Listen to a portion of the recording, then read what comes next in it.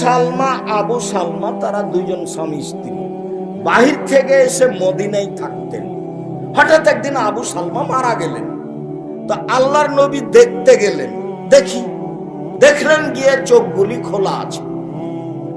তো তিনি গিয়ে হাত দিয়ে চোখগুলি বন্ধ করলেন আর বললেন, দেখো, যখন আত্মা বের হয় তখন চক্ষু দেখতে থাকে, দেখি কিভাবে আত্মা বের হয়ে যায় আর দেহ অকেজ হয়ে যায়।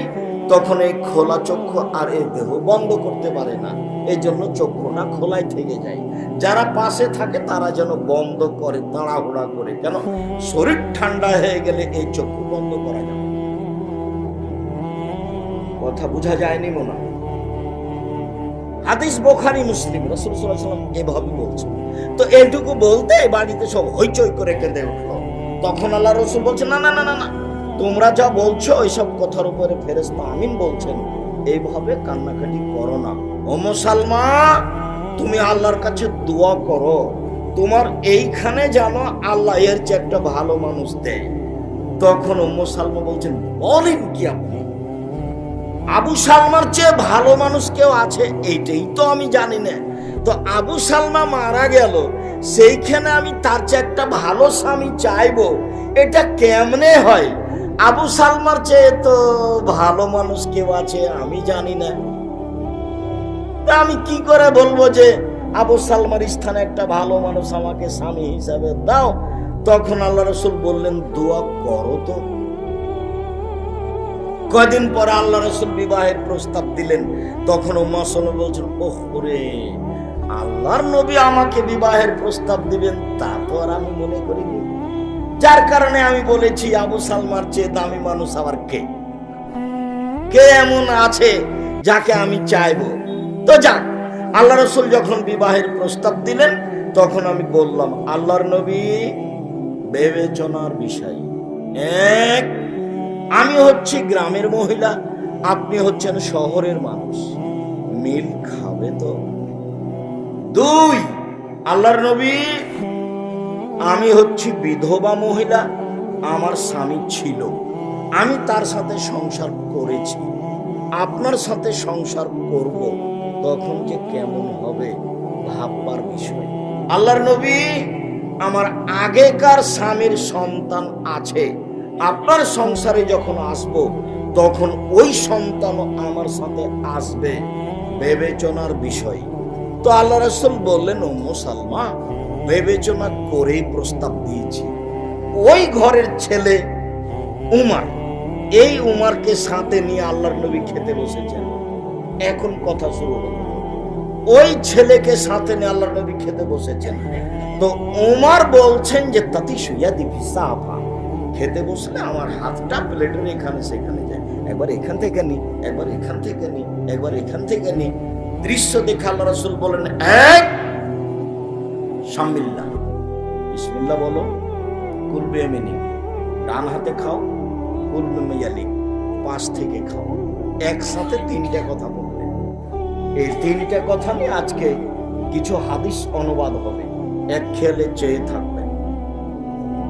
দোকানপাটে যারা আছেন, দোকানপাটে লেনদেন বন্ধ করে এদিকে খেয়াল করবেন, দয়া করে কোনো কাজ দেখায়। আর এই সময়তে বোকামির পরিচয় দিয়ে আপনিও দোকানে কিছু কিনতে যায়, গ্রাম দেশবাসী মারা খান, জিনিসপত্র আছে। আমরা একদিনও হাটের বাজারে যাই না, তবুও তো বেঁচে আছি। আমার জীবনে কোনোদিন আমি চায়ের স্টলে দোকানে বসিনি, বেঁচে আছি, কোনো দিন বসিনি। 97 সালে নদাপাড়ায় এসেছি। নদাপাড়ার দোকানদার আমাকে জানে, কিন্তু ও কোনোদিন আমাকে পাশ থেকে দেখেছে কিনা তা আমি জানি। তো এখন দোকানে বসে সময় কাটাবেন না। এই যে বিসমিল্লাহ বলো, ছেলে মেয়েকে নিয়ে একসাথে খাবেন, জরুরি কথা আছে, ছেলে মেয়েকে বলে দিবেন বিসমিল্লাহ বলো। হুযায়ফা রাদিয়াল্লাহু তাআলা আনহু বলেন, আল্লাহর নবী বলেছেন, ইন্না শায়তান ইস্তাহিল্লুত তাম, নিশ্চয় শয়তান ওই খাদ্য খায় যেই খাদ্যে বিসমিল্লাহ বলা হয় না, আপনার স্ত্রী দায়িত্বশীল হিসাবে যতবার বাচ্চাকে দুধ খাওয়াবে ততবার বিসমিল্লাহ বলবে। যদি বাচ্চাকে দুধ খাওয়ানোর সময় বিসমিল্লাহ না বলে, এই দুধ শয়তান খাবে, নিশ্চিত খাবে, অবধারিত খাবে। আল্লাহর নবী বলেছেন খাবে, অতএব খাবেই খাবে। বিসমিল্লাহ বলে খেতে বসবেন, নইলে এই খাদ্য শয়তান খাবে, কাউকে বলা লাগবে না। জাবের রাদিয়াল্লাহু তাআলা আনহু বলেন, রাসূল সাল্লাল্লাহু আলাইহি ওয়াসাল্লাম বলেছেন, ইজা দাখালা আহাদুকুম বাইতাহু যাকারাল্লাহ ইনদা দখিলা ইনদা তামিহি কালা শায়তান লা মাবিতালাকুম আলা আশা। যখন কোনো মানুষ বাড়িতে ঢোকে সালাম দিয়ে ঢোকে, যখন কোনো মানুষ খেতে বসে বিসমিল্লাহ বলে, তখন ইবলিস অন্যান্য শয়তানকে বলে লা মাবিতালাকুম আলা আশা, এই বাড়িতে থাকারও নেই, এই বাড়িতে খাওয়ারও নেই, কেটে পড়ো। থাকাও যাবে না, খাওয়াও যাবে না। থাকা যাবে না কেন? সালাম দিয়ে ঢুকেছে এই জন্য। বাড়িতে কেউ না থাকলে সালাম দিয়ে ঢুকবেন, বাড়িতে ফেরেশতা আছে। জরুরি বিধান, জরুরি, লজ্জাবোধের কিছু নেই। সালাম দিয়ে ঢুকতে হবে। স্ত্রী আছে, হঠাৎ করে বলবেন এত বড় কাজ কেমন হলো, কেমন কেমন লাগছে, ভালো লাগে না, যেন নুন নাই আন্নায় না লাগছে। কেমনে বলি? জি না, সালাম দিয়ে ঢুকতে হবে। চাঁপাই নবগঞ্জের ভাষায় আপনি তো সালাম দিয়ে ঢুকবেন, আপনার বাপকে ঢুকতে হবে। এখানে আপোষের কোনো সুযোগ নেই, সালাম দিয়েই ঢুকতে হবে, বিসমিল্লাহ বলেই খেতে হবে। তিনি বলেন, ইজা দাখালা আহাদুকুম ওলা মেজ করিলেন তো দখইলেন তামিহি কালা শয়তান মাবিতালাকুম আশা।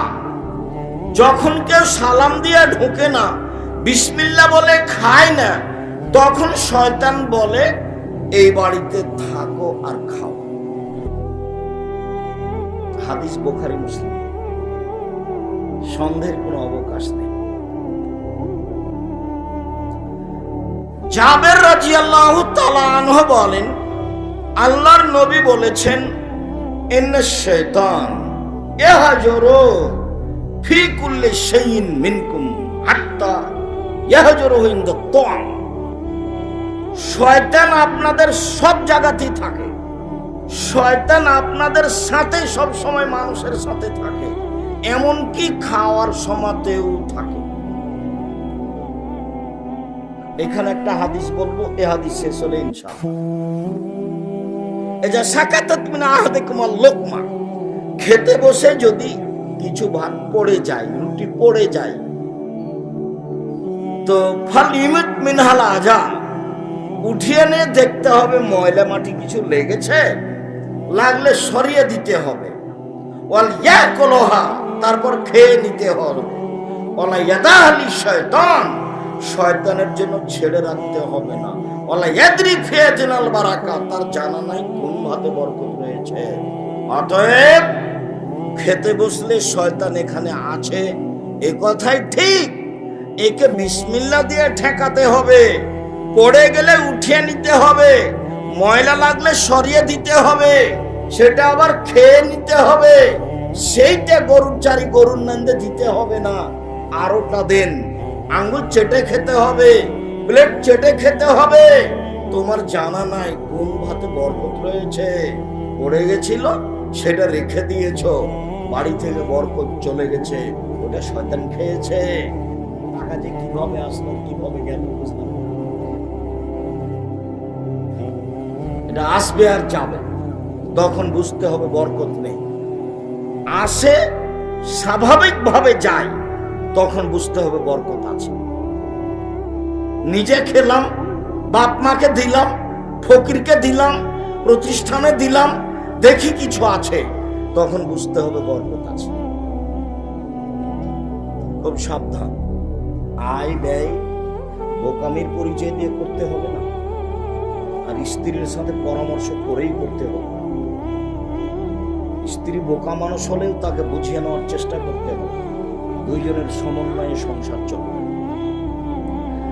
আয়েশা রাদিয়াল্লাহু তাআলা আনহা বলেন, কানান নবী সাল্লাল্লাহু আলাইহি সাল্লাম ইয়াকুলু ফি সিত্তাতিন মিন আসহাবিহি। আল্লাহর নবী একদিন 6 জন সাহাবীকে নিয়ে খেতে বসেছেন। 6 জন সাহাবীকে নিয়ে খেতে বসেছেন। হাজার আবিউন, একটা পল্লীর মানুষ এসেছে। ফা আকালাবে লোকমাতায় নেই, আল্লাহর নবী তাকে খেতে বলেছেন, ও 2 লোকমাতে সব খেয়েছে। তখন আল্লাহর নবী বলছেন, আলা সাবধান, আলা সাবধান, মনে রেখো, ইন্নাহু লাউ সাম্মা কাফাকুম, ও যদি বিসমিল্লাহ বলে খেত তাহলে সবার জন্য হতো।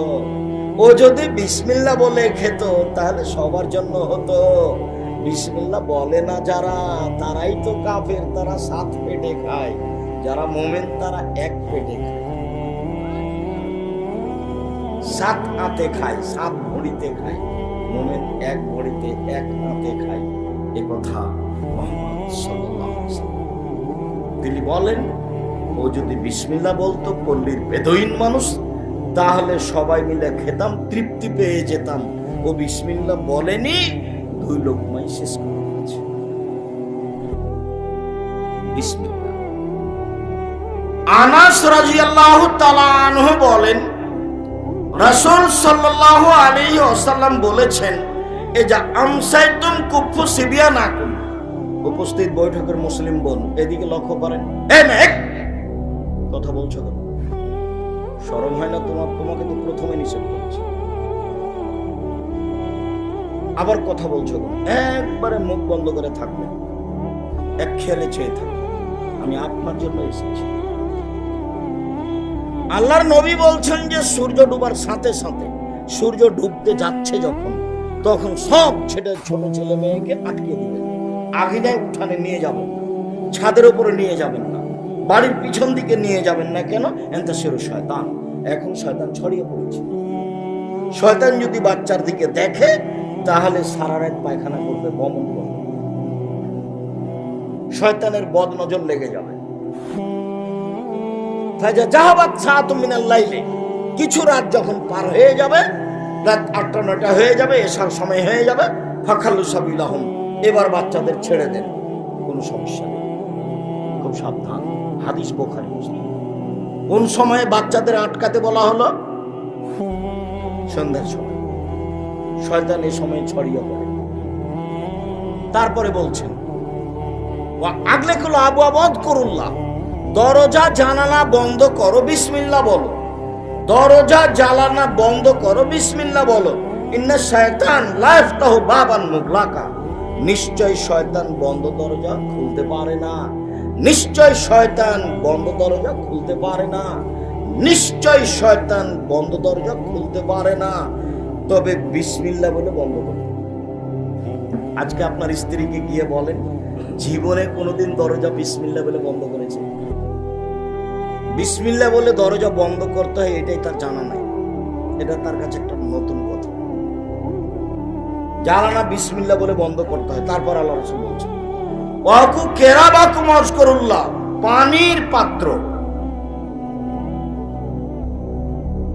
খাদ্যদ্রব্যের পাত্র, বিশেষভাবে পানির পাত্র ঢেকে রাখো, বিসমিল্লাহ বলো। আমাদের দেশে কলসে পানি থাকে, অনেক সময় জগে খোলা মুখে পানি থাকে। আল্লাহর নবী বলছেন ওটা ঢাকতে হবে, বিসমিল্লাহ বলতে। তিনি বলছেন, ওয়া খামেরু আনিয়াতাকুম আযকুরুল্লাহ, ভাতের পাতিল, তরকারির পাতিল, আটার পাতিল, পানির পাত্র, যত কিছু খাদ্যদ্রব্যাদির পাত্র আছে সব ঢাকো, বিসমিল্লাহ বলো। কেন? রাতে কতগুলি বালা মুসিবত চলে, সেইটা যদি কোনো জিনিস খোলা থাকে তাহলেও তাতে ঢুকে যাবে। এইটা সকালে যে খাবে তার রোগ ব্যাধি হবে। দোকানপাটে যা খোলা আছে তা খাবে, ঢাকা থাকবে। যা ফাঁকা জায়গায় বিক্রি হচ্ছে তা খাবেন না, তা ঢাকা থাকতে হবে, তাহলে খাবেন। নইলে তার ভিতরে রোগ জীবাণু ঢুকে আছে, এ কথা আল্লাহর নবী বলছেন। শেষ পর্যন্ত তিনি বলছেন ওয়ালাউ তারজু আলাইহি শায়ান, কিছুই যদি না থাকে, দরজা যদি না থাকে, জানালা যদি না থাকে, বাহির দরজা যদি না থাকে, ভাতের পাত্র ঢাকার যদি কিছু না থাকে, পানির পাত্র ঢাকার যদি কিছু না থাকে, তাহলে একটা খড়কুটা এরকম একটা কাঠ বিসমিল্লাহ বলে উপরে রেখে দেন, সকাল পর্যন্ত এই দরজা দিয়ে শয়তান ঢুকতে পারবে না। এই পানির ভিতরে কোনো বালা মুসিবত প্রবেশ করতে পারবে না। যাদের কোনো ব্যবস্থা নাই তাদের জন্য শেষ বাক্য রাসূল সাল্লাল্লাহু আলাইহি সাল্লাম বলছিলাম বিসমিল্লাহ। আয়েশা রাদিয়াল্লাহু তাআলা আনহা বলেন, আল্লাহর নবী বলেছেন যে এজা আকালা আহাদুকুম নাসিয়াত কুরাল্লাহ, কেউ যদি খায় পান করে বিসমিল্লাহ ভুলে যায়, তাহলে ফালিয়াকুল বিসমিল্লাহ ওয়ালাউ আখিরাহু, তাহলে সে যেন বলে আমার বিসমিল্লাহ শুরু শেষ সব জায়গায়, আমার বিসমিল্লাহ শুরু থেকে শেষ পর্যন্ত। তাহলে শয়তান যা খেয়েছে রেখে চলে যাবে,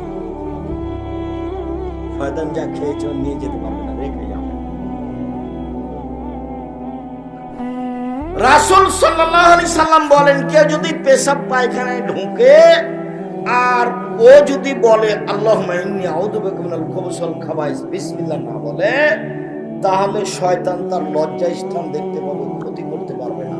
আর যদি বলে বিসমিল্লাহ আল্লাহুম্মা ইন্নী আউযু বিকা মিনাল খুবুসি ওয়াল খাবাইস, তাহলে শয়তান ক্ষতি করা তো বহুদূরের কথা, লজ্জা স্থান দেখতেও পাবে না।